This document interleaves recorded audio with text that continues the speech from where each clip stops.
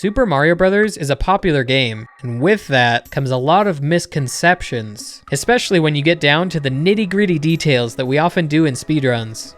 And I'm not talking about stuff like not knowing how Piranha Plant hitboxes work. I mean when you really think you know something, but actually your understanding of it isn't quite right. Either because of an inaccurate assumption that's been made, or maybe you've been lied to, not on purpose or anything, but see, even high-level speedrunners get things wrong sometimes, and an inaccurate explanation for something can perpetuate for years. These misconceptions cause ripples which affect how people see the game, what strategies they use, and what they believe is possible. And sometimes, even widely accepted, foundational ideas are wrong. Stick around, this video will set the record straight on a few things, and provide a modern understanding of Super Mario Bros. This video is all about making you aware of misconceptions in Super Mario Bros. But first, I have to make you aware of a game that just hit the App Store, Acecraft Sky Hero, the sponsor of today's video. It's a vertical shooter, and visually it looks great with the classic rubber hose cartoon style. The levels are quick 5-minute runs with one or multiple bosses, and I like the mechanics of dodging and even reversing enemies' attacks back at them. I also think the way the mid-level progression system works is really interesting. You have equipment and skill trees for what abilities you can take into levels with you, but then in levels, you have a sort of roguelike situation, where which abilities you get first and what order you power them up in will change. It gives you a lot of opportunity to build different combos, and then each time through is a little different.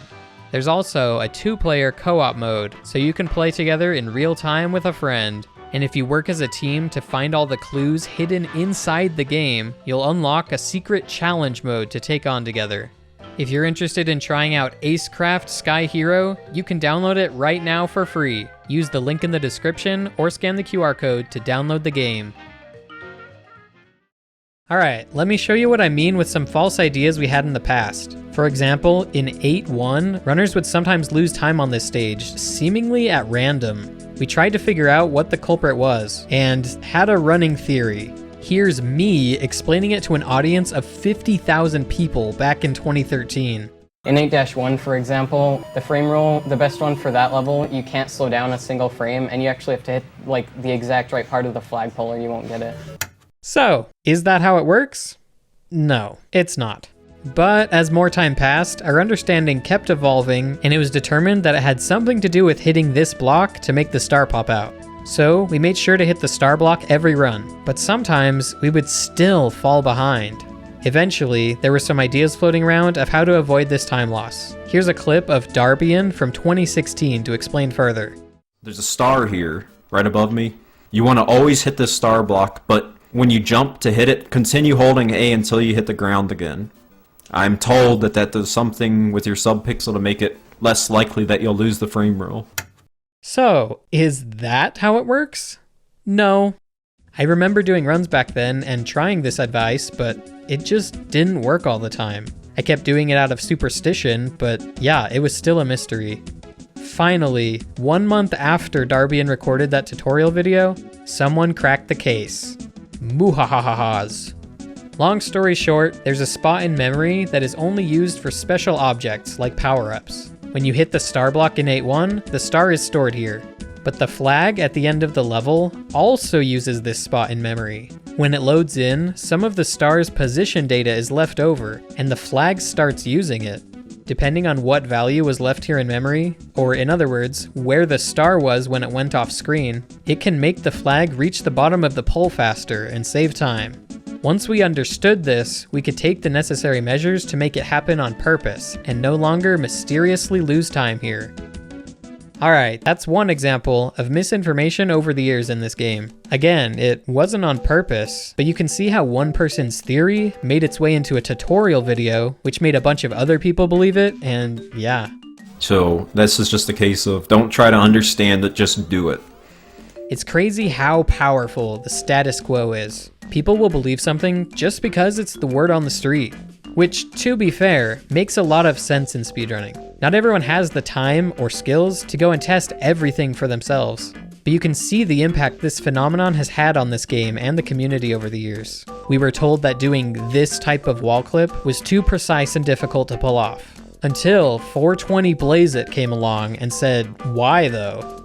We were also told that doing a perfect 8-2 wasn't humanly possible, until someone actually went and messed with it one day. Sometimes, people get so much better at the game over the years that they put old claims to shame. Needless to say, the second one is impossible because nobody can play 8-4 with the kind of precision seen in the past. Bismuth said this in 2018 and was proven wrong by 2022.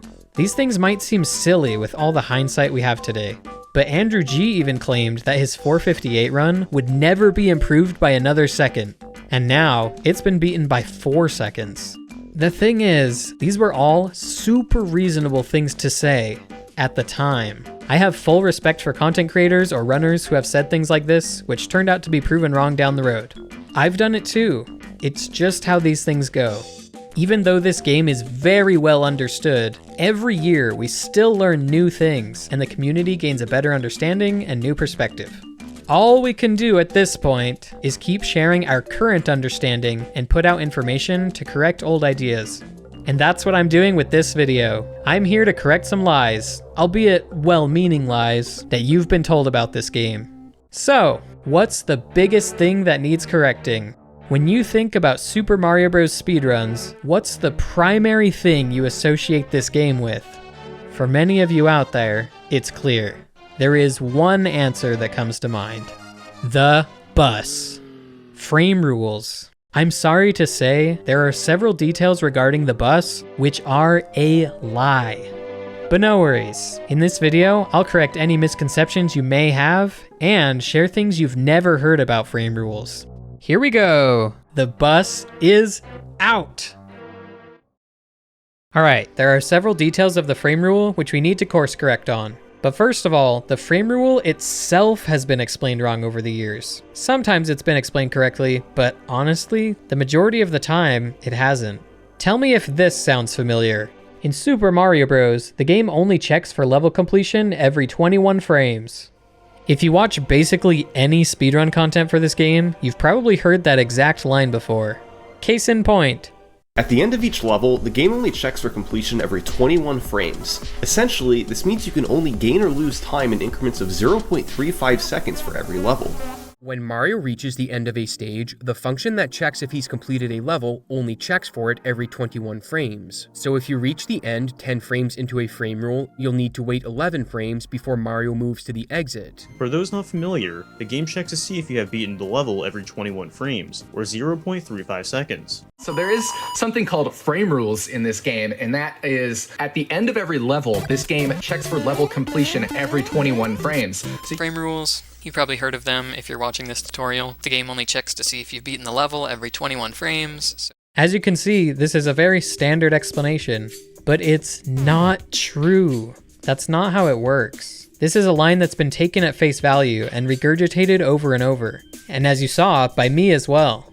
I think this video by Bismuth is pretty much the only time I've seen it explained accurately and in depth, which is where I learned how it actually works. But yeah, I'm not here to be dramatic and throw shade at one creator versus another. I'm just trying to get us all on the same page. So, let's explain it correctly, starting with the name. The term frame rules originated from the 21 frame rule. The 21 frame rule is that you can only gain or lose time in increments of 21 frames. That's the rule for this game. Naturally, this length of time, 21 frames or 0.35 seconds, started to be referred to as a frame rule. I'm not saying it's wrong at all to call it that, just explaining the name for those who didn't know. Now, I'm talking about frames a lot. A real quick debrief for anyone who's unfamiliar. Frames are the smallest unit of time in a video game. Videos are made up of a bunch of still images, which, when played in rapid succession, makes motion picture. Each one of these still images is called a frame. Super Mario Bros. Runs at 60 frames per second, so when you're playing this game, your TV is drawing a new still image to the screen 60 times every second. So when we say a frame rule is 21 frames long, it's the time it takes for the game to redraw the screen 21 times. Anyway, that's what the 21 frame rule is. But why is it a rule? Why do you gain or lose time in 21 frame chunks? here's where things went wrong. People made the natural assumption that there's some routine in the game's code which checks if you've completed the level yet or not. It's common in game development to not always be checking for things all the time. That way, there's less stuff for the game to process each frame, so we save on performance, and the game's less likely to lag. Now, this is the case for some things in Super Mario Bros. For example, enemy collision. The game only processes collisions with enemies every other frame. You can only get hurt by enemies on even frames. On odd frames, you'll pass right through them. This code right here says, check if we're on an odd frame right now, and if so, don't bother running the rest of the code for enemy collisions right now. Save some processing time. Now, that all makes sense, and it's a pretty normal thing in game development. But this is not how frame rules work. There isn't some code saying, hey, check if 21 frames have passed, and if not, skip checking whether we finished the level. No, the concept of frame rules arises for a completely different reason, and it all has to do with this. This is a timer in the game's memory, which ticks down by 1 every frame. When it ticks past 0, it loops back to 20. That means it takes 21 frames to complete a full cycle, 20 frames to tick down to 0, and 1 more frame to reset to 20. 21 frames, huh? Now we're getting somewhere. See, this timer, let's call it the frame rule timer. The frame rule timer is used all over the place in this game. Basically, whenever they wanted to decide how long something should last in this game, they would choose a number of cycles of the frame rule timer to have it last for. For example, when you stomp on Koopas, how long should the Koopa stay in its shell before it wakes up? The devs decided it should wake up after 16 frame rules. They set another timer in memory, which goes down by 1 whenever the frame rule timer ticks down past 0. And after 16 cycles, the Koopa wakes up. This same thing is true for many things in this game. Multi-coin blocks last for 11 frame rules. Invincibility from stars lasts for 35 frame rules. Rip Mario 35.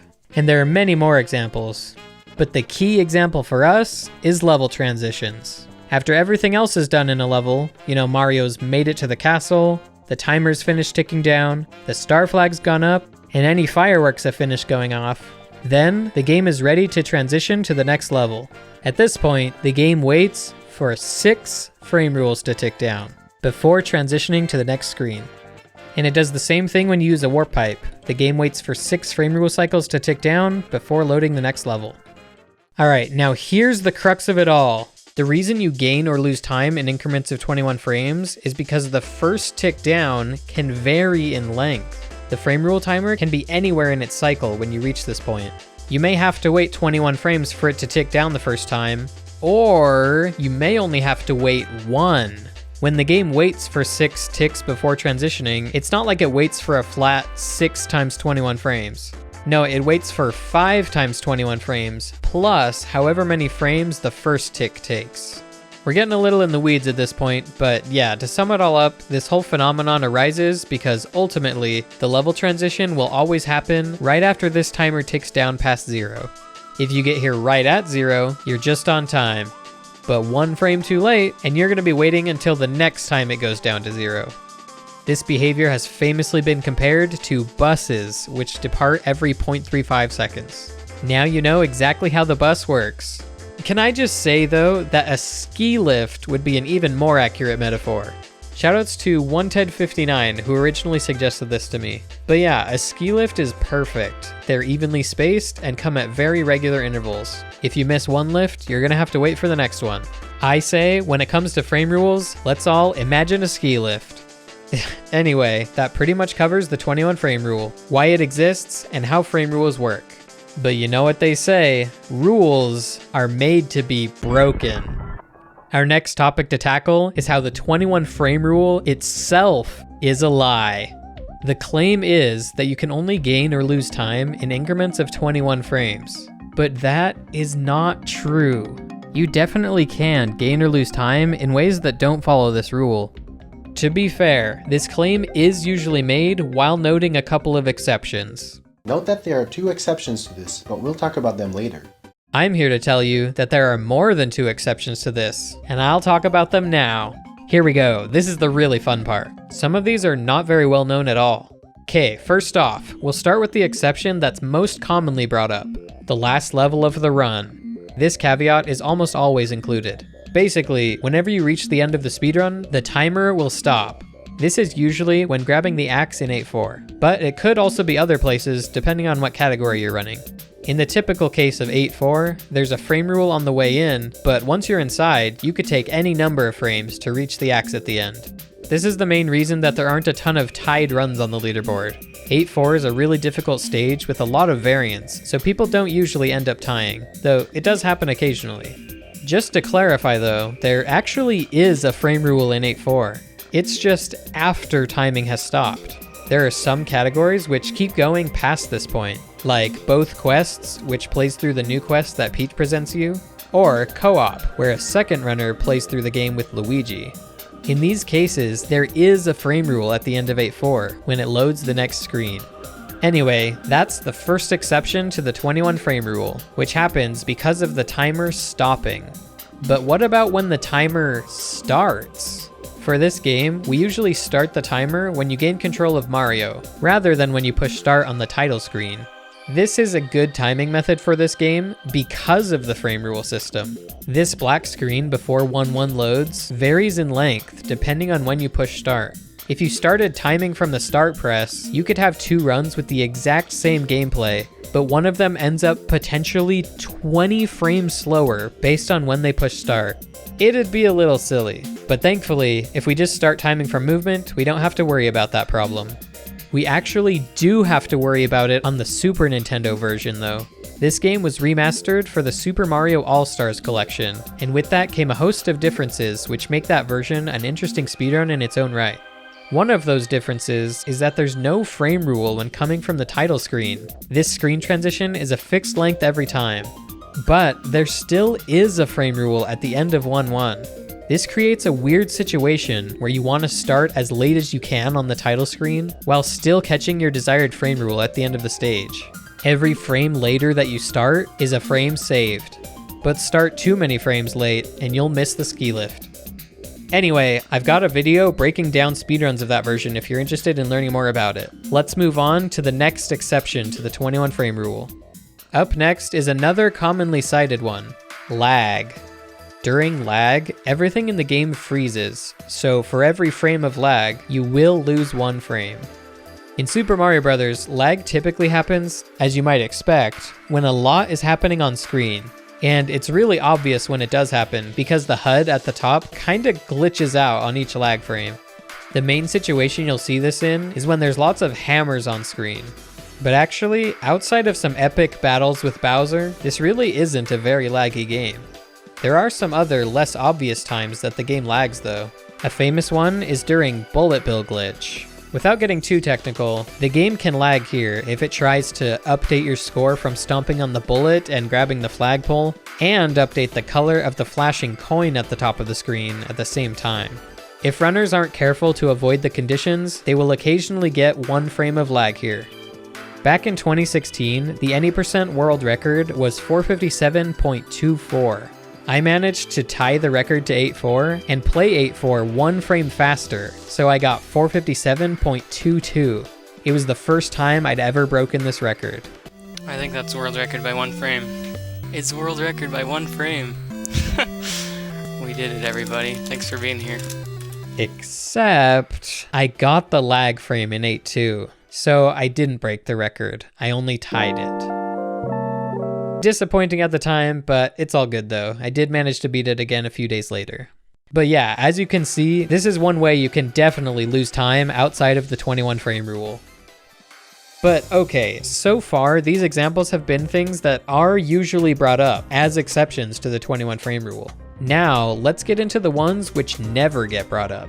There's another place where the game lags, which is on screen transitions. Anytime the game loads a new area, whether by beating a level, climbing a vine, dying, whatever, there will be 1 frame of lag during the transition. This is relevant because one playthrough of the game could have a different number of transitions compared to another. For example, in speedruns, we take the pipe in 1-1 to save time. Knowing about the 21 frame rule, you would expect the amount of time this saves to be a multiple of 21 frames. But there's 2 extra transitions, so it's off by 2 frames. here's 2 runs finishing 1-1 at the same time, but one of them took the pipe. And you can see they don't end up tied or 21 frames apart. They end up 2 frames apart. A clear violation of the 21 frame rule. Another real-world example of this is in the walkathon category. Because Mario can't run, taking the pipe in 4-2 ends up saving time beating that stage. It saves 3 frame rules, which should amount to 63 frames, but you lose 1 frame on each of the pipe transitions, so it only saves 61. Alright, enough about lag, on to a new way to break the frame rules. The 21 frame rule happens because of this timer, right? Well, what if this timer stopped ticking down? You'd end up losing however much time it was frozen for. But is there a way to do that? As it turns out, yes. If you pause the game, the frame rule timer will pause too. This might seem irrelevant for a speedrun, but there have actually been certain categories where pausing was not only relevant, but faster. It can be used to manipulate enemy patterns and get the pattern you need to happen sooner than it would otherwise. Also, pausing isn't the only way to freeze the frame rule timer. This next one is one of the most interesting exceptions in my opinion. The frame rule timer will freeze whenever you get a power-up. That's right, something as simple as collecting a mushroom violates the 21 frame rule. The mushroom animation pauses the frame rule timer for 59 frames. 2 runs could finish 1-1 at the same time, but enter 1-2 4 frames apart because one of them got a mushroom. This also applies to when you lose your power-up. Taking damage pauses the timer for 55 frames. And finally, the fire flower animation pauses things for 63 frames. A run that gains and loses power-ups will be all sorts of offset from a run that doesn't. The really interesting side effect of this for speedrunning is that what patterns you get is based on how much time has passed since you turned the game on. High-level runners can know exactly where all the enemies are going to be, when the Hammer Bros are going to jump, what direction Bowser's going to go when he comes on screen, and so on. In fact, to optimize the game, you have to plan out patterns in advance, so you can have the patterns which let you go the fastest. Runners will calculate to arrive at a time when fire bars won't be in their way, or when Bowser won't kill them if they jump over him. We'll have big spreadsheets or entire websites dedicated to this, to help avoid bad patterns and plan out the perfect run. So, going back to power-ups pausing the frame rule timer, yes, when you get a power-up, the frame rule timer will stop counting down, but time in general still passes. And because time passes, the patterns change. But again, it's a different amount of time than if you were to just lose frame rules. So, you can get completely different patterns than would normally be possible. With frame rules, you can only arrive on a very limited set of patterns every 21 frames. But with some of these exceptions to the frame rule, you get offset and start arriving on a whole new set of potential patterns. Here, let me show some examples of this. In 2-3, there are Cheep Cheeps which jump at random times. 2 runs could finish 2-2 slightly apart, but get synced back up because of frame rules. And now, you see they're exactly tied and getting the exact same pattern from the Cheep Cheeps.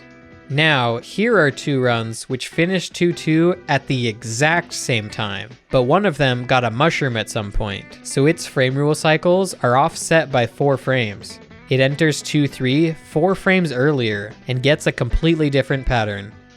Finally, taking this concept a little further, I thought it would be fun to try and sync 2 runs up, even though one of them did get power-ups. So, here's a tale of 2 runs.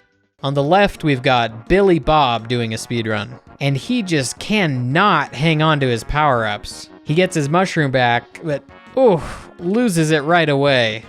Alright, now's his chance to finally get a fire flower and man, tough luck. After powering up and powering down 7 times, he finally gets a fire flower and finishes 2-1. Now, on the other hand, we've got Joe over here. He's doing a good job of hanging on to his power-ups. A little too good of a job. He plays really slowly and cautiously, and eventually, he finishes 2-1 without ever taking damage. Now, look what we have here. These 2 very different runs have converged to get the same enemy patterns when they reach 2-3. Well, that was fun. But anyway, some of this may not seem very relevant, at least for high-level speedruns. And it's not for the standard 5-minute any percent speedrun. But for most categories, getting power-ups is actually faster, because killing Bowser manually with fireballs is faster than grabbing the axe with him still alive and watching him fall into the lava. So if you ever take damage and have to recover your power-ups, or even if you do the small Fire Mario glitch, which requires getting 3 power-ups instead of 2, you'll get different patterns. This is something you have to be aware of, and a clear violation of the 21 frame rule. Another case of this is in Mario All-Stars. When you beat the main quest, a text box will come up asking if you want to save. The frame rule timer pauses while this text box is up, so every frame you leave it up for is pure time loss. And every frame lost here will offset things and give you new patterns. So it's really hard to reliably know what patterns you'll get in categories which continue on past this point.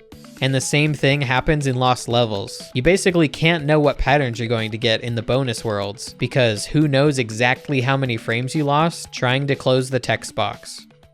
Alright, finally, one more situation where the frame rule timer pauses is when you die. It'll be frozen all the way until this black screen transition comes up.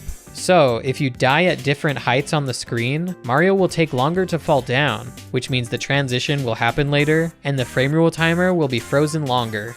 Again, you may think that dying is not relevant to any speedrun, but you'd be surprised. There are some obscure categories which involve dying, but also, one of the main categories in the Lost Levels requires you to die.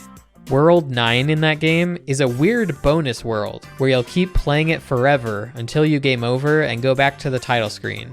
There are more bonus worlds we can start playing from the title screen, so for an all stages speedrun, we need to beat all the levels in World 9 and then die to get back to the title screen, so we can continue on with beating the rest of the levels.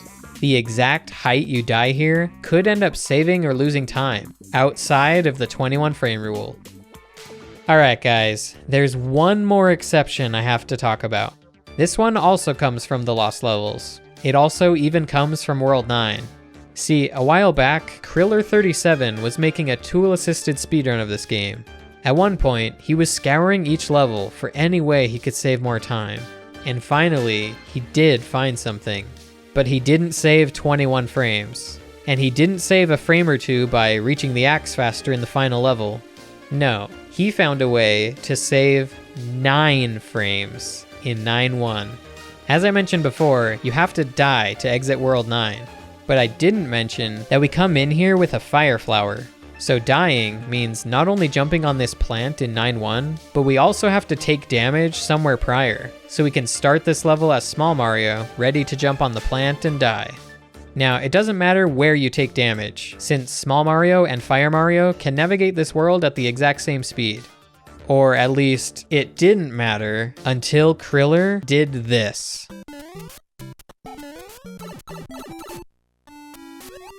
If you land on the pipe at the exact same moment you take damage from the plant, you can hold down during the animation, and he'll start going down the pipe. It doesn't skip the entire animation, and you do have to spend some extra time waiting for the plant to go down a bit. But ultimately, you're able to move during the animation and get down the pipe earlier, so this ends up saving 9 frames. This was the initial discovery that made me want to make this video. I think it's so cool and unique, and I love that there's actually a situation where this mechanic saves time in a speedrun. I love that Kriller was trying to find a way to save a frame rule, and ended up saving 9 frames instead. Because even though I've demonstrated here that there are exceptions to the 21 frame rule, admittedly, they're more rare than they are common. Most of the time, our lives really are governed by the bus, or ski lift, or whatever. But yeah, I still find all of these edge cases really interesting, and I wanted to dispel any misconceptions surrounding the infamous 21 frame rule. I hope you've enjoyed learning. I hope it's all made sense. Subscribe, and I'll see you next time. Thanks for watching.